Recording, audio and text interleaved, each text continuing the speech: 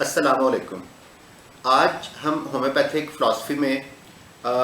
بیماری کے کانسیپٹ سے متعلق جو ہے وہ بات کریں گے. مینس بیماری کے بارے میں ہومیوپیتھک کا تصور کیا ہے. ہم ایلوپیتھک کی طرح ایسا نہیں کرتے کہ ہم مختلف امراض کے نام، مختلف بیماریوں کے نام ہم رکھ لیں، جس طرح سے ملیریا ہے، ٹائیفائڈ ہے، ڈفتھیریا ہے، اور مطلب مختلف قسم کے جو ہے وہ نام ہیں. ہم اس طرح سے نہیں کرتے، بلکہ ہم مختلف قسم کی جو سمٹمز ہوتی ہیں ہم ان کی بنیاد پر جو ہے وہ علاج کرتے ہیں. اسی لیے ہومیوپیتھی کو سمٹمیٹک ٹریٹمنٹ بھی کہا جاتا ہے. یہ درست ہے یا غلط ہے، اس کا فیصلہ ظاہر سی بات ہے کہ جو ہے وہ آپ پوری بات سننے کے بعد کر سکتے ہیں. ہومیوپیتھک میں جس طرح کہ پہلے آپ کو وائٹل فورس کے بارے میں جو ہے وہ بتا دیا گیا. وائٹل فورس ہماری باڈی میں، ہمارے جسم کے ہر حصے میں جو ہے وہ پائی جاتی ہے، اور یہ ضامن ہوتی ہے ہمارے جسم کو ہیلدی رکھنے کے لیے، صحت ہم برقرار رکھنے کے لیے. ہمیں کوئی چھوٹی موٹی بیماری ہوتی ہے تو وہ از خود درست ہو جاتی ہے، اس کی ریزن یہی وائٹل فورس ہوتی ہے. اور ہومیوپیتھک میں ہم تصور کرتے ہیں کہ اگر کوئی انسان بیمار ہو رہا ہے تو دراصل اس کی وائٹل فورس مغلوب ہو رہی ہے، اور اس کی وائٹل فورس جو ہے وہ پرابلم کا شکار ہو رہی ہے، جس کی وجہ سے جو ہے وہ انسان صحت مند نہیں رہتا. اور وائٹل فورس ہی ہمارے جسم پہ مختلف قسم کی سمٹمز یا علامات مرتب کرتی ہے، جس کی وجہ سے ہمیں اس بیماری کے بارے میں پتہ چلتا ہے یا ہمیں احساس ہوتا ہے. ہومیوپیتھک میں ایک اور چیز بھی کہی جاتی ہے کہ درد اچھی علامت مانی جاتی ہے. حالانکہ درد تو تکلیف دہ چیز ہے، پھر درد اچھا کیوں مانا جاتا ہے؟ اس لیے کہ اگر کسی زخم میں درد نہ ہو رہا ہو تو ہم اس زخم کو زیادہ سیریس نہیں لیتے، ہم اس کو زیادہ توجہ نہیں دیتے اس کے اوپر، اور وہ زخم آہستہ آہستہ خراب ہو کے ناسور بن جاتا ہے. جیسا کہ آپ لوگوں نے گینگرین دیکھا ہے، آپ لوگوں نے فراسٹ بائٹ دیکھا ہے، جو شدید ٹھنڈے علاقوں میں فنگرز جو ہے وہ ہاتھوں کی یا پاؤں کی پہلے جم جاتی ہیں، پھر ان کی توجہ چونکہ جمنے سے وہ سن ہو جاتی ہے، پین کا احساس نہیں ہو رہا تو پھر وہ کاٹنی پڑ جاتی ہے، بلو نیلی نیلی ہو جاتی ہیں وہ.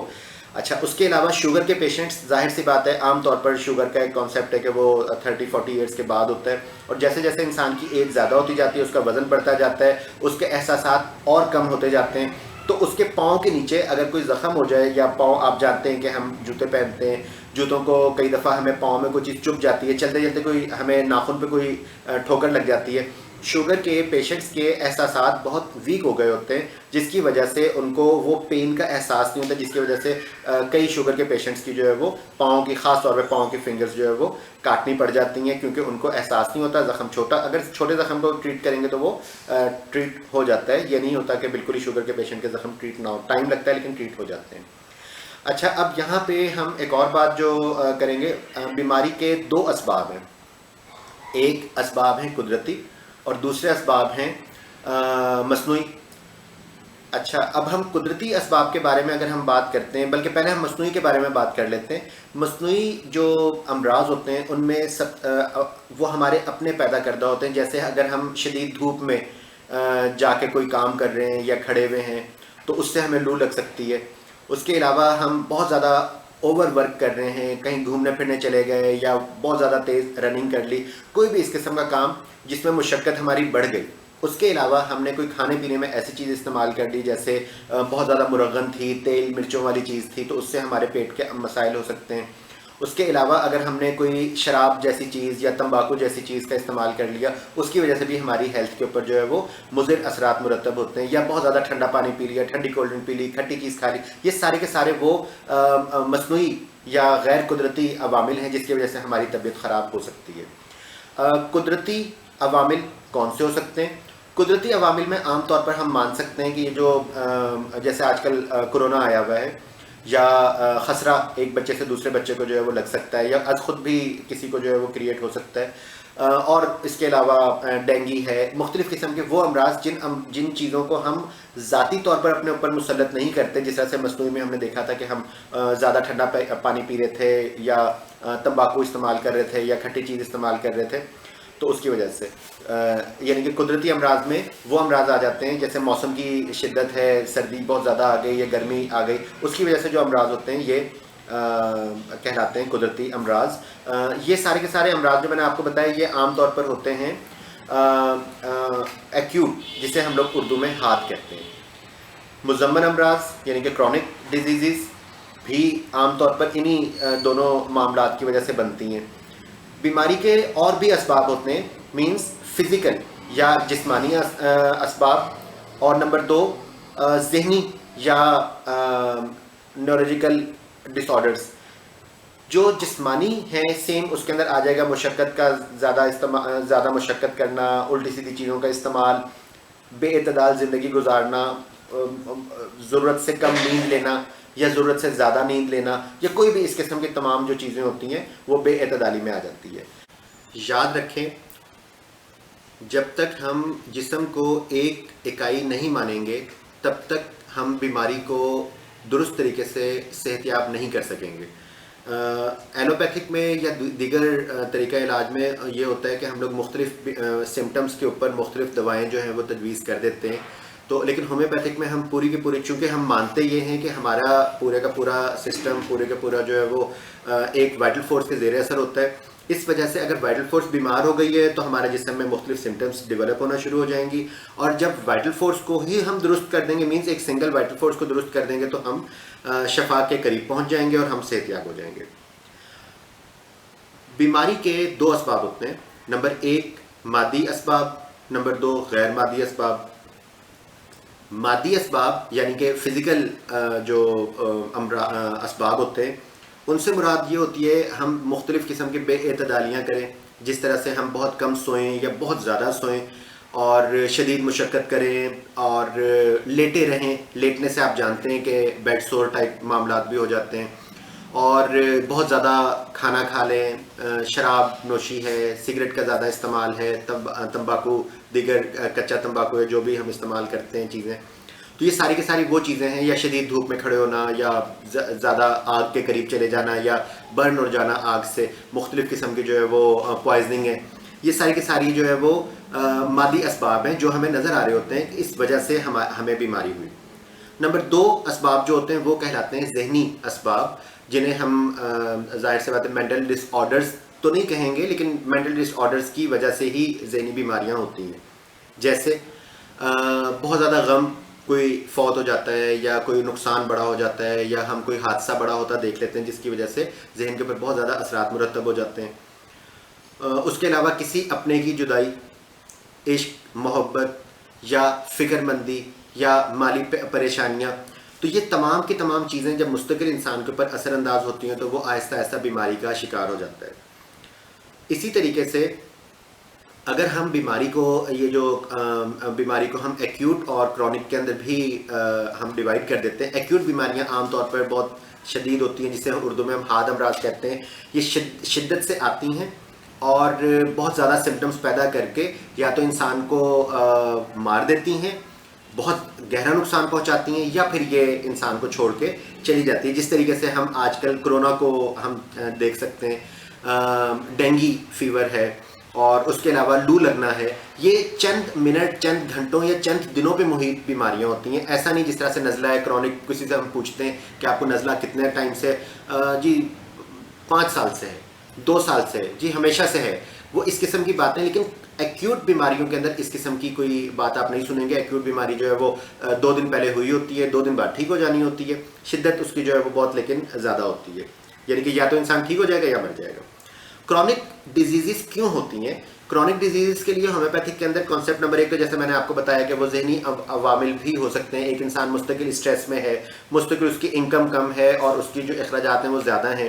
فکر مندی زیادہ ہے، خاندانی جھگڑے، کوئی بھی معاملات وہ انسان کو مستقل اسٹریس میں رکھتا ہے، جس کی وجہ سے انسان جو ہے وہ مختلف ذہنی امراض کا شکار بھی ہو جاتا ہے۔ اور آپ جانتے ہیں کہ اگر ہمیں اسٹریس ہوتا ہے تو ہمیں انزائٹی ہو جاتی ہے، انزائٹی کی وجہ سے ہمارے جو ہے وہ اسٹمک فنکشن جو ہے وہ زیادہ پرابلم اس کے اندر ہو جاتی ہے، اور السریشن وغیرہ اس طرح کے معاملات ہوتے ہیں۔ لیکن ہومیوپیتھک کے اندر جو ہے کرونک ڈیزیز کے بارے میں ڈاکٹر ہنیمن نے چیک کیا، بہت ٹائم 12 سال تقریباً جو ہے وہ ان کو لگ گئے اس سچویشن کو چیک کرنے میں کہ کرونک بیماریاں ہوتی کیوں ہیں، ان کے اسباب نظر کیوں نہیں آ رہے ہوتے۔ انہوں نے پھر مختلف قسم کے میازمز، جنہیں ہم اردو میں عفونت کہتے ہیں، وہ دریافت کیے۔ میازم اور عفونت یا میازم یا عفونت کیا ہیں؟ ان کے نام میں پہلے آپ کو بتا دیتا ہوں، پھر میں ان کی خاص طور پہ سورا کو میں بہت زیادہ ڈیٹیل میں آپ کو بتا دوں گا، اور اس کے سفلس اور سائیکوسس چونکہ فزیکل معاملات ہیں تو اس لیے وہ سمجھنا بہت آسان ہے۔ سورا جس کو سمجھ آ جائے گا اس کو پھر باقی باتیں بھی سمجھ آ جائیں گی۔ تو وہ تینوں جو میازمز جو ہے وہ ڈاکٹر ہنیمن نے جو ہے وہ بیسک میازمز جو ہے وہ دریافت کیے، تو وہ تھے سورا، نمبر 1، نمبر 2 سفلس، نمبر 3 سائیکوسس۔ سورا کیا ہے؟ اچھا، سورا جو ہے وہ پازیٹیو بھی ہوتا ہے نیگیٹو بھی ہوتا ہے، لیکن یہاں پہ ہم بات کریں گے صرف نیگیٹو سورا کی۔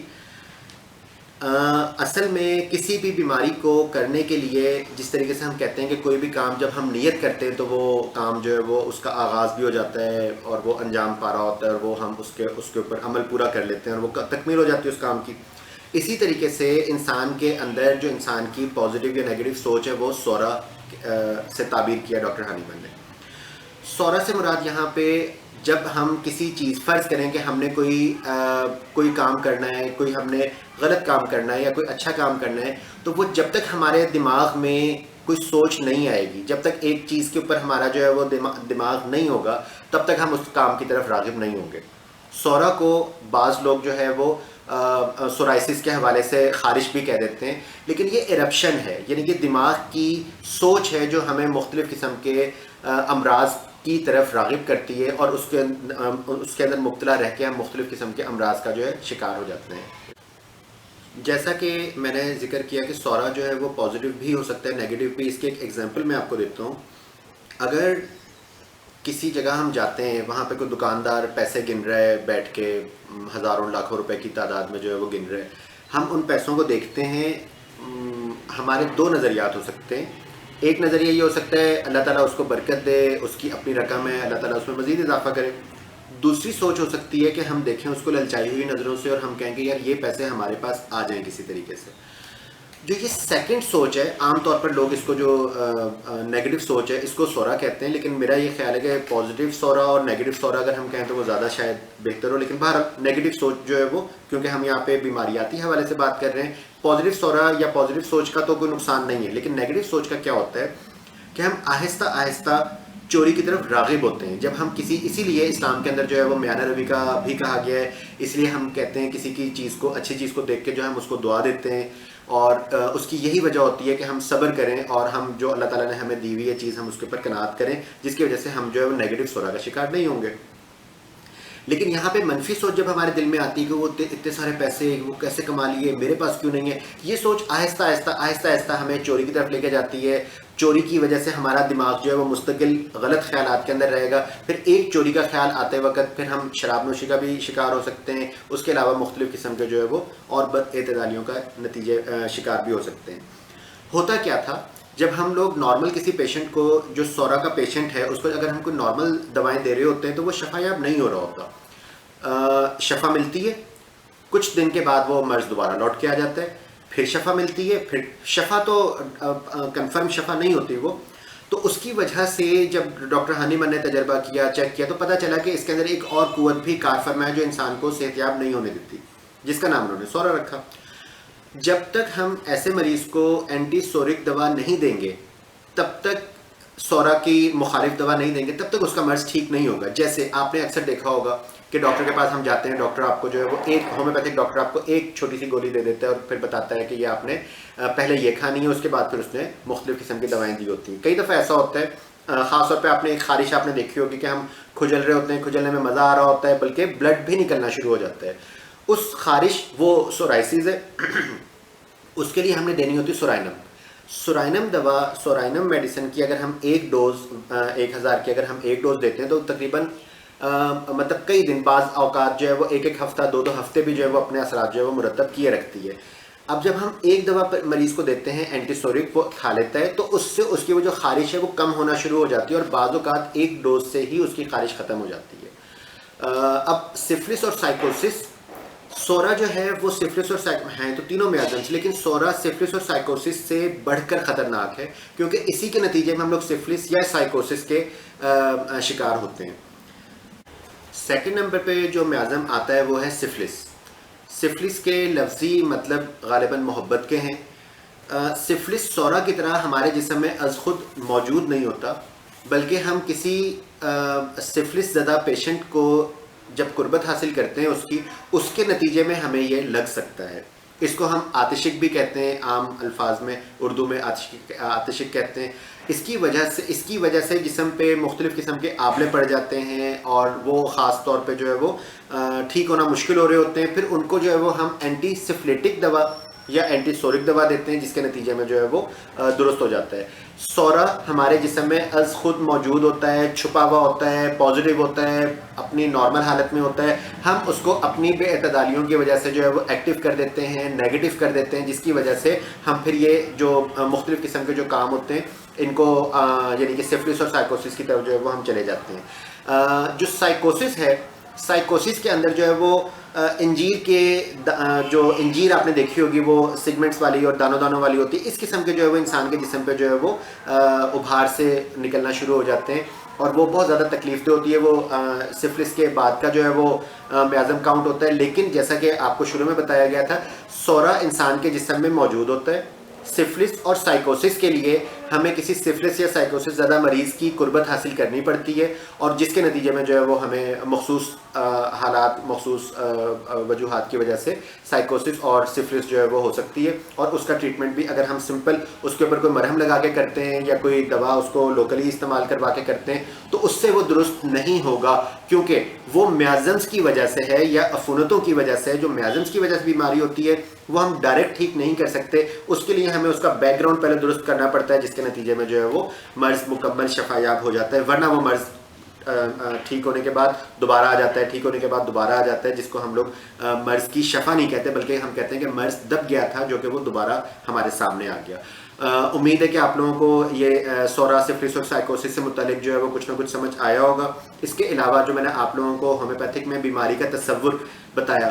تو اس کے بارے میں بھی آپ لوگ، مجھے امید ہے کہ آپ لوگوں کو کافی حد تک سمجھ آ گیا ہوگا۔ اگر کسی نے کوئی سوال کرنا ہے تو آپ لوگ سوال کر سکتے ہیں۔ سر میرا سوال یہ ہے کہ اگر ہم کسی ہڈیوں کے ڈاکٹر کے پاس جاتے ہیں اپنے ہڈیوں کے مرض کے حساب سے، تو وہ ہمیں کہہ دیتا ہے کہ آپ کے اندر وائٹامن ڈی کی کمی ہے تو آپ وائٹامن ڈی کے سپلیمنٹس استعمال کریں، تو ہومیوپیتھک اس بارے میں کیا کہتا ہے؟ ٹھیک ہے، یہ بھی ظاہر سی بات ہے بیماری سے متعلق ہی سوال ہے۔ اس سوال کو میں تھوڑا سا ڈائیورٹ کر دیتا ہوں ہومیوپیتھک میں وٹامنس کا کانسیپٹ، تاکہ چونکہ آپ جانتے ہیں کہ وٹامن سی سے، وٹامن ڈی سے، وٹامن ای سے مختلف ہمارے جو ہے وہ معاملات جو ہے وہ زندگی کے چل رہے ہوتے ہیں۔ ایک چھوٹی سی ایگزامپل میں آپ کو دیتا ہوں۔ ایک گھر کے اندر 10 افراد یا 8 افراد جو ہے وہ رہ رہے ہوتے ہیں، ان 7 8 9 افراد کو بیماری نہیں ہوتی، کسی ایک انسان کو وٹامن ڈی کی کمی ہو جاتی ہے، وٹامن سی کی کمی ہو جاتی ہے، جبکہ خوراک تو وہ سب ایک جیسی لے رہے ہوتے ہیں۔ پھر اس کو وٹامن، چلے ہم وٹامن ڈی کا ہی نام لے لیتے ہیں، اس کو وٹامن ڈی کی کمی اس ایک فرد کو، ممبر کو کیوں ہو رہی ہے؟ اور وہ یہ بھی ضروری نہیں ہے کہ کوئی بہت بڑی عمر کا ہو یا درمیان، کسی بھی عمر میں یہ وٹامن ڈی کی کمی جو ہے وہ ہو جاتی ہے۔ بلکہ آج کل تو جب بھی ڈاکٹر کے پاس آپ جائیں وہ ٹیسٹ کروائے گا، سب سے پہلے کیلشیم اور وٹامن ڈی کی کمی وہ آپ کو فوراً بتا دے گا، اور فوراً مطلب ایک مقدار میں آپ کو سپلیمنٹس دے دے گا اچھی خاصی قیمت کے، آپ کو استعمال کرتے رہیں۔ مجھے یہ بتائیں کہ جب ہم سب کو ایک ہی کھانا کھا رہے ہیں تو کسی ایک انسان کو وٹامن ڈی کی کمی کیوں ہوتی ہے؟ آپ کا کیا خیال ہے اس بارے میں؟ شاید اس کے اندر جو وٹامن ڈی کے ریسیپٹرز ہیں وہ کمزور ہو گئے ہیں۔ بالکل ٹھیک ہے۔ ہر انسان، جس طرح سے میرے موبائل پہ آپ کا میسج نہیں آ سکتا، ہر موبائل کے اندر ریسیپٹر لگا ہوا، تو چاہے ہم دونوں موبائلوں کو بالکل ایک دوسرے کے ساتھ رکھ دیں، بلکہ ایک ساتھ رکھنا تو دور کی بات، 2 سموں والے موبائل میں بھی یہ نہیں ہوتا کہ ایک سم کے میسیجز یا کال کبھی دوسری سم پہ آ جائے۔ ایسا نہیں ہوتا کہ اس نے مجھے زونگ پہ کیا اور وہ میرے یو پہ غلطی سے آ گیا، کیونکہ بہت قریب قریب سمیں تھیں، اس لیے کہ ریسیپٹر الگ الگ لگے ہوئے ہوتے ہیں۔ ہر انسان کو اللہ تعالیٰ نے، ہر انسان کے اندر اللہ تعالیٰ نے ہر وٹامن کے ایبزاربشن کی جگہ دی ہوئی ہے۔ ہمیں وٹامن ڈی ایبزارب نہیں ہو رہی، جب ہمیں وٹامن ڈی یا کوئی اور وٹامن ایبزارب نہیں ہو رہا، کھا رہے ہیں ایبزارب نہیں ہو رہا، ہمارے جسم یعنی کہ جزو بدن نہیں بن رہا، اس صورت میں وہ وٹامن ڈی ہمارے اندر سے کم ہونا شروع ہو جاتا ہے، جس کی وجہ سے ہمیں مختلف امراض ہوتے ہیں۔ بالکل ماننے والی بات ہے، وٹامن ڈی کی کمی سے ہڈیوں کے امراض ہوتے ہیں، وٹامن سی کی کمی سے منہ کے جو السر وغیرہ ٹائپ اور اس قسم کے معاملات ہوتے ہیں، سب ہم مانتے ہیں وٹامنس کی کمی سے، لیکن وٹامن کی کمی کو نہیں مانتے ہم یہ مانتے ہیں کہ وٹامن کی کمی جسم کے اندر جیسی ہوتی ہے انسان کو نقصان ہوتا ہے۔ ہم اس انسان کو وٹامن ڈی، آپ یہ سمجھیں کہ اس کے اندر لیکیج ہو رہی ہے وٹامن ڈی کی، آ رہی ہے لیکن اس کو لگ نہیں رہا۔ بالکل جیسے ہم فیول ٹینک، اگر ہماری گاڑی کا فیول ٹینک ہے اس کے اندر ایک چھوٹا سا سوراخ ہو جائے اور ہم دیکھتے ہیں کہ ایک رات میں پیٹرول یہاں سے نکل جاتا ہے، تو ہم اگلی صبح دوبارہ ڈلوائیں گے۔ ہم ہر روز، اگر وہ سوراخ بڑھ جائے گا تو پھر ہم جلدی ڈلوانا پڑے گا۔ ہم اس کا طریقہ یہ نہیں ہے کہ ہم اس کے اوپر بڑا سا فیول ٹینک بنوا لیں یا اس کے اوپر ایک بوٹل الٹی کر کے رکھ دیں یا اپنی 2-3 بوتلیں شاپر میں لے کے پھر رہے ہوں، جیسے پیٹرول ختم اس میں ڈال لیں، بلکہ طریقہ اس کا یہ کہ اس سوراخ کو بند کر دیں، اس لیکیج کو بند کر دیں۔ ہومیوپیتھک کے اندر اسی طریقے سے جیسے ہی جو ہے وہ کسی، ہم مانتے ہیں کہ کسی کو وٹامن ڈی کی کمی ہے، ہم جو اس کو دوا دیتے ہیں وہ وٹامن ڈی نہیں ہوتی، بلکہ ہم اس کو جو ہومیوپیتھک میں دوا دیتے ہیں وہ ایسی دوا دیتے ہیں جو اس کو وٹامن ڈی کا ایبزارپشن شروع ہو جاتا ہے. سیم خوراک کھا رہا ہوتا ہے, ہم نہیں کہتے کہ اب آپ یہ خوراک شروع کر دیں, اب آپ جو ہے وہ کیلشیم کی گولیاں کھانی شروع کر دیں, اب نہیں, بلکہ آپ یہ خود تصور کریں کہ جہاں پہ پہلے لیکیج ہو رہی ہے اور ہم وہاں پہ مزید پانی ڈال رہے ہیں یا پیٹرول ڈال رہے ہیں, اور وہ لیکیج بڑھے گی یا کم ہوگی. پہلے ہی جسم وہ متاثر ہوا ہوا ہے وٹامن ڈی ایبزارب کرنے کا, اس کا سسٹم خراب ہوا ہوا ہے, ہم اس کو ڈبل وٹامن ڈی دے رہے ہیں, 3 گنا وٹامن ڈی دے رہے ہیں, 4 گنا, وہ اس میں سے تھوڑی سی شاید ایبزارب کرے لیکن اس کا ریسیپٹر تو اور خراب ہو جائے گا. اس وجہ سے ہومیوپیتھک کے اندر ہم لوگ وائٹل فورس کو درست کرتے ہیں. جب وائٹل فورس درست ہو جاتی ہے, وٹامن اے سے لے کے زیڈ تک جو بھی وٹامن ہو سارے کے سارے ایبزارب ہوں گے, ہم ہیلدی رہیں گے. میرا آپ سے یہ سوال ہے کہ سر ہمیں مادی اسباب تو سمجھ میں آ گئے, لیکن غیر مادی اسباب ہم پہ کیسے اثر انداز ہوتے ہیں؟ ٹھیک ہے, دیکھیں اگر ہم مستقل کسی غیر مادی میں, آپ جانتے ہیں کہ اسمیل بھی غیر مادی میں آ جاتی ہے نا. ایک انسان ہے وہ چمڑا فیکٹری میں کام کرتا ہے, مستقل صبح سے لے کے وہ فرض کریں ہم 8 گھنٹے اس کی جاب کا ٹائم لگا لیتے ہیں, یا کچرا چننے والی جگہ پہ ہے, یا آج کل آپ لوگ جانتے ہیں کہ مختلف قسم کے ٹائرز کو اور یہ شاپرز وغیرہ کو جلا کے یا ان کو پگھلا کے ان سے بھی مختلف ریسائکلنگ کا جو پلاسٹک کے برتن وغیرہ بنائے جاتے ہیں,